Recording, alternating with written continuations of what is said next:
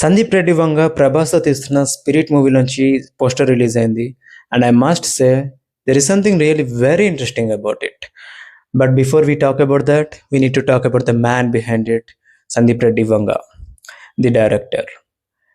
మామూలుగా commercial మూవీస్ని strong emotions, controversy వచ్చే elements పెట్టరు. ఎందుకు అంటే చాలామంది లార్జ్ సెట్ ఆఫ్ ఆడియన్స్ కోసం తీస్తారు, హిట్ అవ్వవు అనే భయంతో.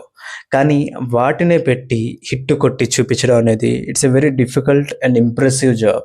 He's doing it. Of course ఆయన చెప్పే కథలు, ఆయన తీసుకునే మోరల్ స్టాండ్ మనందరికీ ప్రతిసారి నచ్చకపోవచ్చు, అగ్రీ చేయకపోవచ్చు. But what I'm trying to say is, you can hate him, you can like him, but you can't ignore him. That's how impactful his cinema is. Yeah. Okay. Coming to the poster.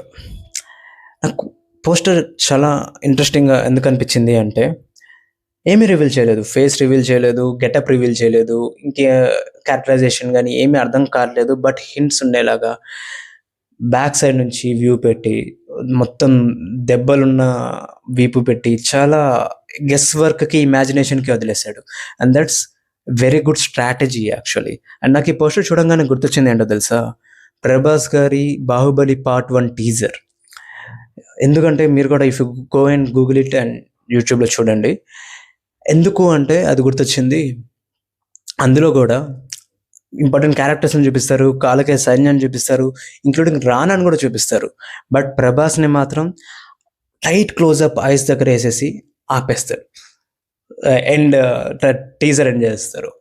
So that's something really very very interesting, ఎగ్జైటింగ్గా ఉంటుంది.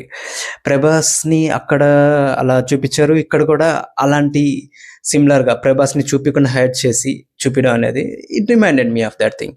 Probably ఆ సినిమాలన్నీ ఇది కూడా ప్రభాస్ గారి కెరియర్లో unforgettable మూవీగా మిగిలిపోతుంది. బాహుబలి తర్వాత అంత మంచి సక్సెస్ వస్తుంది అనేసి అనుకుందాం. So yeah, that's what I wanted to share about the poster. Until the next video, tata bye bye, see you. CS Talks Cinema.